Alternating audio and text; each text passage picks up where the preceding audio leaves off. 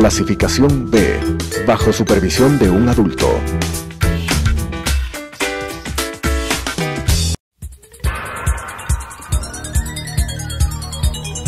Las opiniones vertidas en este espacio por la producción y dirección del programa son de exclusiva responsabilidad de sus autores y de quienes intervienen en ellos.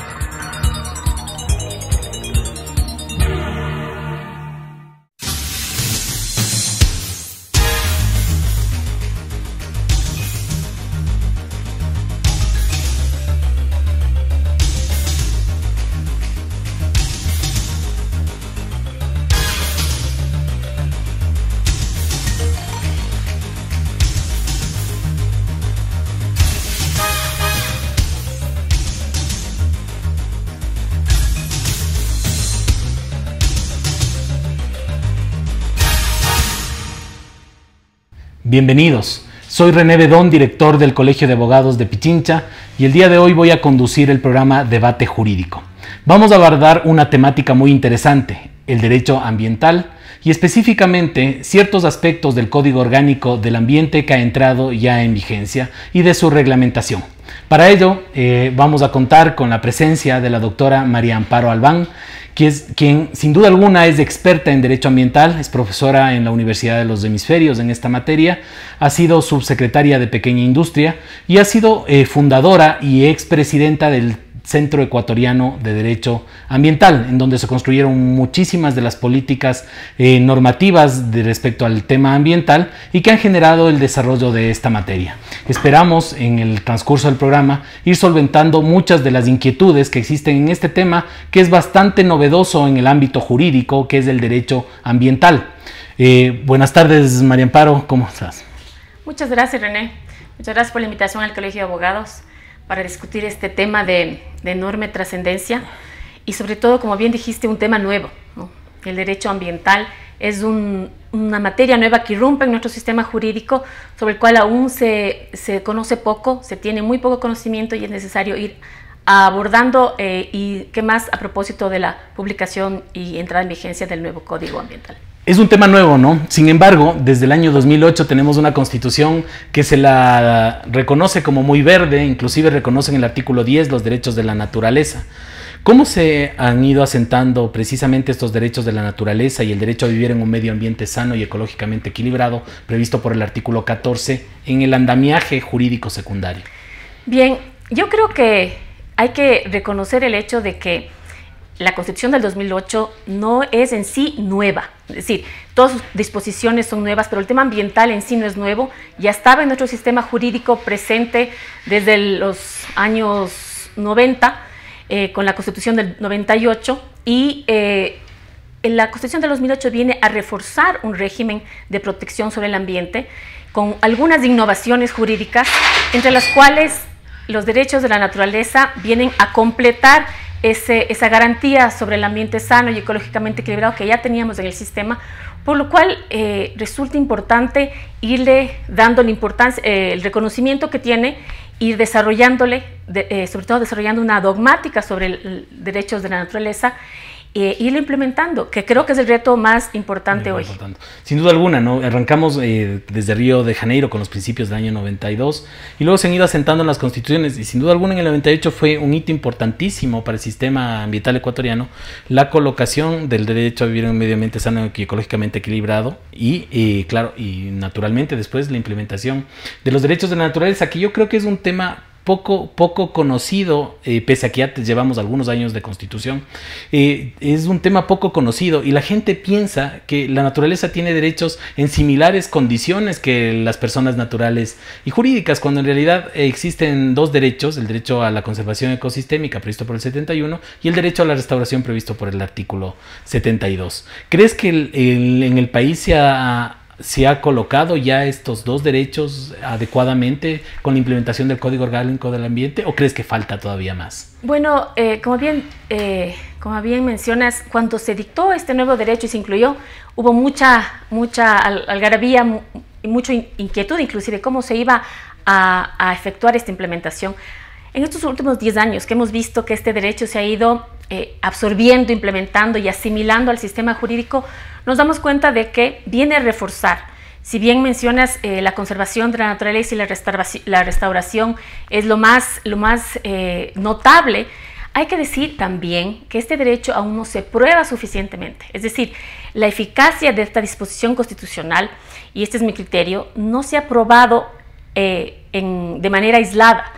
Todas las acciones que se presentan siempre se presentan en conjunción con la garantía sobre el ambiente sano y ecológicamente equilibrado. Es decir, para medir la eficacia específica de esta disposición, como los derechos de naturaleza, tendríamos que ver un caso específico solo sobre ello para poder apreciar cómo el sistema y cómo los jueces resuelven sobre la naturaleza, sobre la protección de la naturaleza y sus derechos. Ahora bien, en la misma Constitución, y eso también recoge el COA, el sistema, este nuevo sistema código ambiental que tenemos, especifica y desagrega un poco más estos derechos. El derecho de la naturaleza tiene derecho al respeto integral, al respeto de sus ciclos evolutivos y a la restauración, y creo que respecto al respeto integral y de los ciclos evolutivos todavía no hemos dimensionado qué exactamente significa. Entonces yo creo que todavía falta probar este derecho, yo diría de forma aislada, para ver qué tan eficaz resulta frente al otro derecho que ya está asimilado por el sistema constitucionalmente desde los 90. Claro, los casos de GIR contra Gobierno Provincial de Loja y el caso Huincheles efectivamente juntan los dos derechos, el derecho a vivir en un medio ambiente sano y ecológicamente equilibrado y el derecho a la naturaleza. Coincido contigo en que efectivamente necesitaríamos un caso en que específicamente los derechos de la naturaleza estén considerados en la esfera judicial para salir adelante con este tema y testear efectivamente la validez de la teoría que se ha ido construyendo alrededor de esto. Pero sin lugar a dudas, esos derechos de la naturaleza ya están presentes en acciones judiciales y aún más, el propio Código Orgánico General de Procesos, en el título de la representación de la naturaleza, establece la posibilidad de que la naturaleza sea representada por cualquier persona natural o jurídica, colectividad o grupo humano, recogiendo precisamente la norma constitucional prevista por el artículo 397. Bajo ese orden de cosas, ¿crees que el Código Orgánico del Ambiente va a permitir que los juicios, que ahora son limitados, son escasos, puedan generarse de mejor forma y puedan incrementarse en número a efectos de poder proteger de mejor manera a este sujeto de derechos, naturaleza? Primero, no quiero decir con esto, el decir que hay que todavía probar la eficacia, no quiero que se entienda como que no están ya en nuestro sistema y se están utilizando. Claro, porque hay varios casos, ¿no? Claro. Hay casos y la sentencia de Vilcabamba es uno de los casos, quizás el primero y icónico también, pero yo sí creo que nos falta todavía construir una dogmática sobre toda la doctrina que está detrás, dogmática ecuatoriana, sobre toda la doctrina internacional que se ha desarrollado, porque todavía no lo hemos probado. ¿Y a qué me refiero antes de contestar tu pregunta?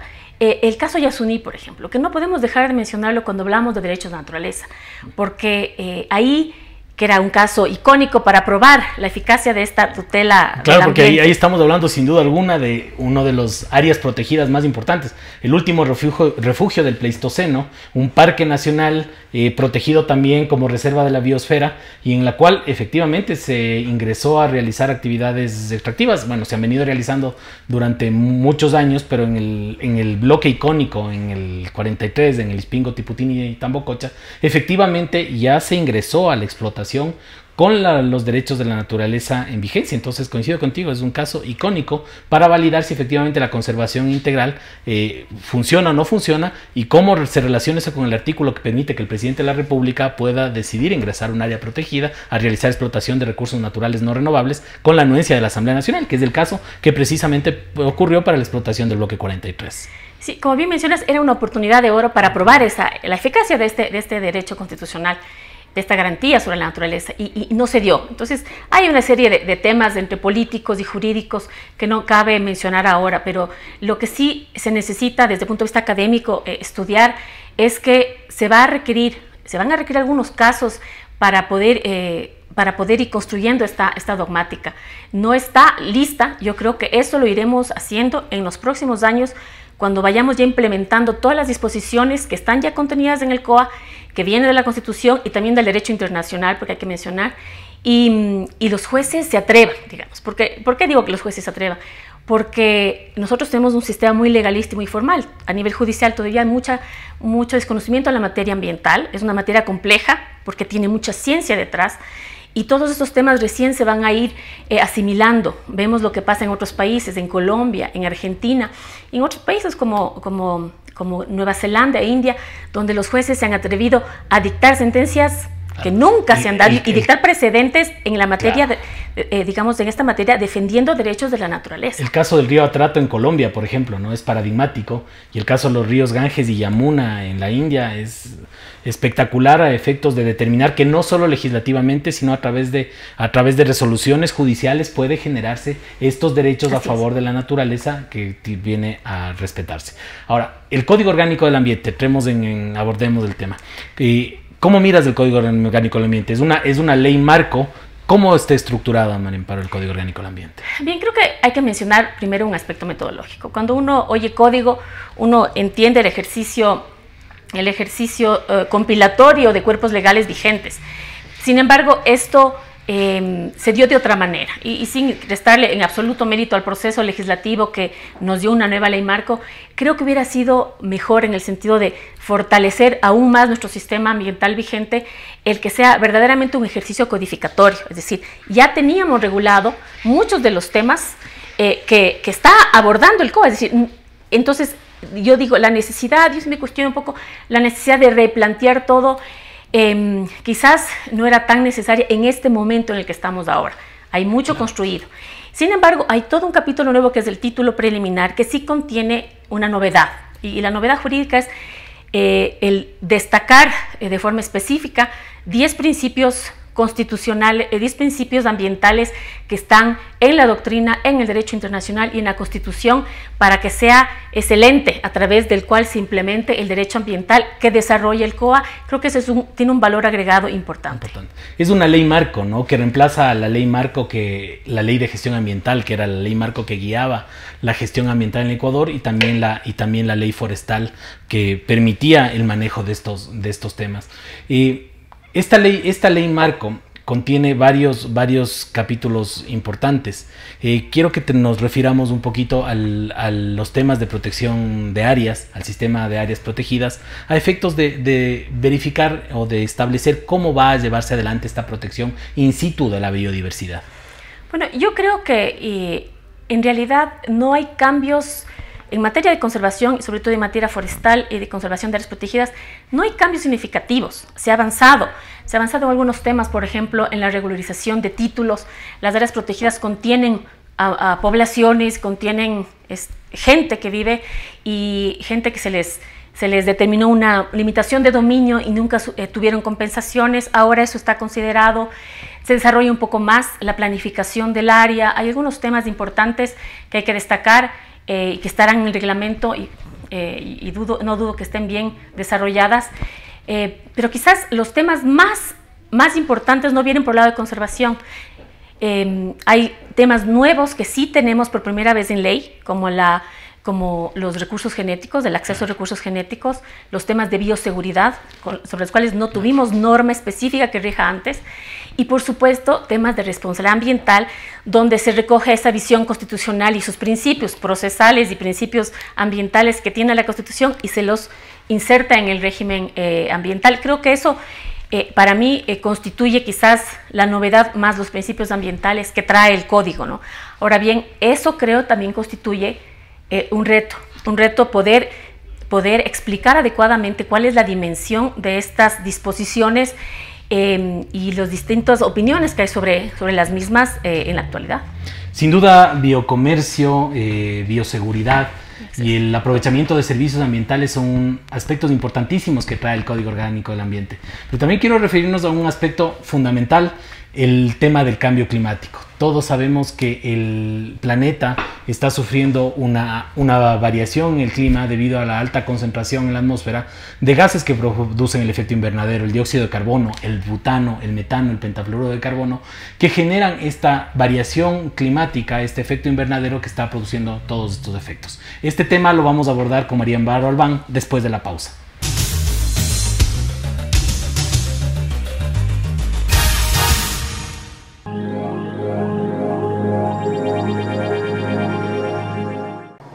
Adriana, cancélame todas las reuniones. No voy a ir a la oficina. Estoy con una jaqueca que no aguanto. ¡El jefe no viene!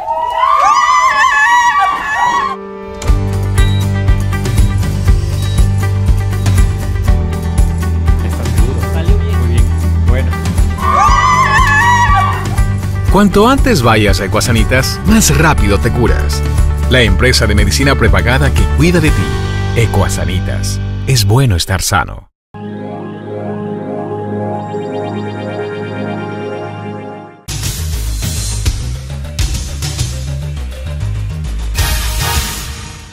Regresamos con el programa Debate Jurídico con nuestra experta María Amparo Albán.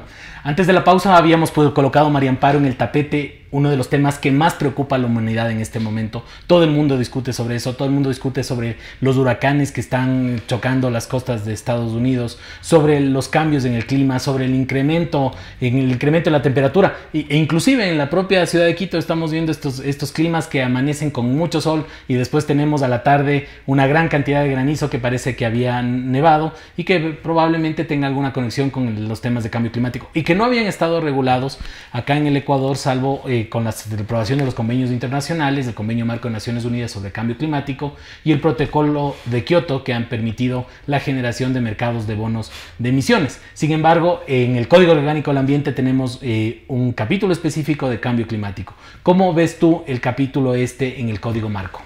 Bien, yo creo que ese es un tema interesante. Se me olvidó mencionar, el capítulo de cambio climático es un tema nuevo. Está en la Constitución, está en nuestros compromisos internacionales y algunas otras normas, y creo que merecía un espacio, sobre todo por la trascendencia, como has mencionado. La preocupación global es manifiesta. En este momento no hay comunidad científica que no esté trabajando en el tema, y creo que sobre eso, en la norma ambiental, en el COA, tenemos un reto. Tenemos las internalizadas ya las políticas de red, es decir, de conservación y con reducción de emisiones, con medidas y compensaciones. Tenemos las NAMA y también los compromisos no determinados. Sobre estos tres tipos de políticas y de herramientas que tiene el manejo y la implementación de los compromisos multilaterales de materia climática, creo que para el país va a ser mucho más, digamos, de todo ello es mucho más retador implementar los compromisos. ¿Por qué?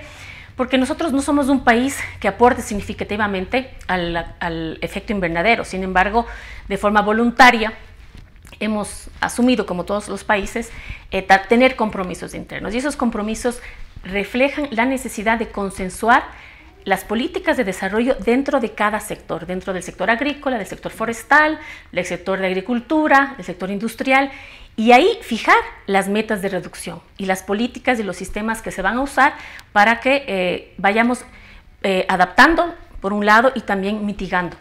Creo que eso significa un esfuerzo económico grande y una transferencia tecnológica importante, por lo cual el propio sistema prevé un aporte de capital del Fondo Verde Climático que está previsto para que los países puedan implementar las políticas, pero hay compromisos que no están subordinados al aporte, que son nacionales y que los comprometemos libremente, y esos son difíciles de fijar. Y yo creo que el cambio climático y la implementación de las políticas climáticas en todos los países va a suponer desarrollar un sistema de consenso, porque aquí la regulación estatal no puede cambiar con una norma los sistemas productivos. Y porque sería un contrasentido. Esto tiene que nacer de los propios sectores. Entonces, ahí veo espacios interesantes para muchas organizaciones que trabajan en temas de estándares, para los propios reguladores a nivel local, los GATS, los gobiernos autónomos descentralizados, para iniciar estrategias de coordinación con sus sectores productivos a nivel local. Creo que eso va a ser un aporte importante, y yo veo eso va a significar un avance, y yo creo de manera trascendente en nuestro desarrollo. Bien, eso tomará tiempo, eso no se va a dar en los próximos años, eso se da, yo diría, a través del tiempo, una década, 15 años, pero yo creo que sin duda eso va a ser un reto para el país. Qué interesante. Ahora vamos de estos temas que suenan abstractos, que suenan un poco difusos, a centrar en el tema práctico. en la práctica inclusive profesional de nuestros colegas, los abogados, el famoso régimen sancionatorio previsto por el libro 7 del Código Orgánico del Ambiente. Encontramos una dosimetría respecto a las infracciones administrativas y encontramos también un régimen de imposición de sanciones administrativas basadas en la capacidad económica. ¿Qué opinas, María Amparo, de este sistema que ha adoptado el Código Orgánico del Ambiente versus lo que preveía la Ley de Gestión Ambiental y también lo que preveía el TULAS? Y yo sé que hay muchos cuestionamientos hacia el TULAS, que era un reglamento, podría marcar infracciones, pero es lo que pasaba. El Ministerio del Ambiente, con base a una norma reglamentaria, rompiendo el principio de legalidad, dictaba resoluciones sancionatorias. ¿Crees que todos estos issues que existían respecto a la legalidad o incluso constitucionalidad de las resoluciones se van a ver corregidas ya con la implementación del Código Orgánico del Ambiente? Yo creo que tiene un principio interesante. Yo creo que había que solucionar el tema de la legalidad, es decir, la tipicidad, ¿no? La tipicidad era un tema pendiente y era, yo creo, algo bastante obvio que se iba a solucionar en la siguiente normativa. Yo creo que en ese sentido, en la aplicación de sanciones, sí se hace un esfuerzo por, como tú dices, dosificar y la referencia a la capacidad económica ya está presente en mucha doctrina ambiental, es decir, el tema ambiental tiene una fuerte vinculación económica. Entonces, aquellos que tienen más capacidad económica tienen también más responsabilidad de tener mejores procesos y estándares. Sin duda, esto ha sido cuestionado ahí, como algunas otras disposiciones por los sectores productivos. Muchas veces se han sentido afectados que estas disposiciones se discutan y se vayan a implementar porque no se saben cómo van a darse. Pero yo creo que esto ya se daba a nivel municipal en la imposición de sanciones. Creo que no es malo mirar la vinculación del daño o de la afectación ambiental con la capacidad económica de la empresa que lo produce. Perfecto. Y de cara al ejercicio profesional de nuestros colegas, ¿crees que se abre un espacio de trabajo? ¿A qué me refiero? Que los despachos profesionales de los abogados atendemos asuntos civiles, asuntos de litigios, penales, laborales, y uno de los campos de trabajo que se va a generar con el Código Orgánico del Ambiente es el tema del derecho ambiental. Ya efectivamente en el día a día con abogados ejerciendo este derecho en la defensa y desde el punto de vista del Estado en la colocación de sanciones administrativas. ¿Cómo ves esto, María Amparo? Yo creo que la práctica ambiental se va a incrementar significativamente en los próximos años, pero también eso está de la mano de los niveles de implementación de la norma que se den por el regulador, porque es un sistema de oferta y demanda, ¿no? Si se requiere asesoría en el cumplimiento, va a haber más colegas que se dediquen a la materia. Si es que la eficacia o la capacidad de implementar es relativa, entonces seguramente no lo tomarán como una disciplina que requiere tener profesionales especializados.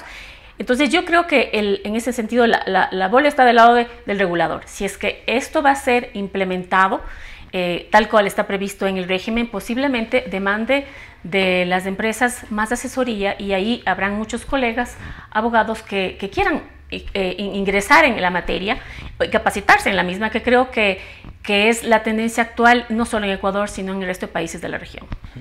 Y vamos con un tema importante, el tema complicado de la atribución de responsabilidad.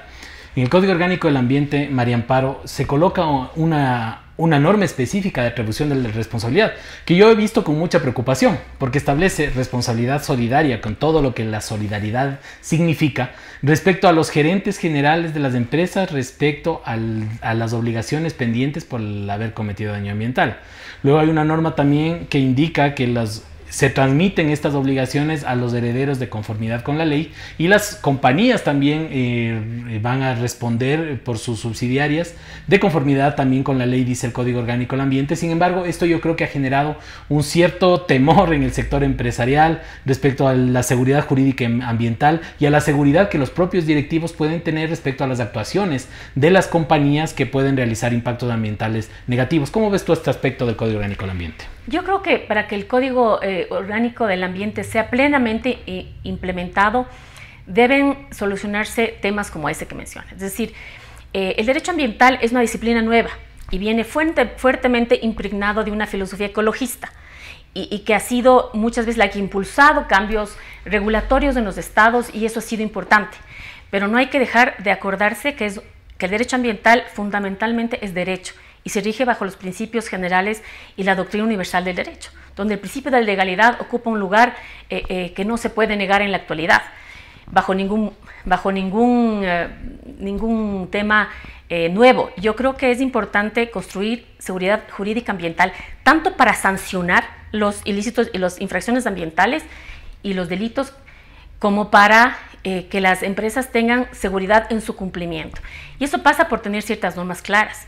Esa disposición a la que haces mención sobre la responsabilidad solidaria, en el sentido que mencionas los gerentes y los representantes legales transmitiendo en muchos casos la responsabilidad a nivel personal, colisiona directamente con el derecho civil. Es decir, no se puede entender que los mandatarios puedan asumir responsabilidades personales y transmitirlas patrimonialmente a sus herederos. Eso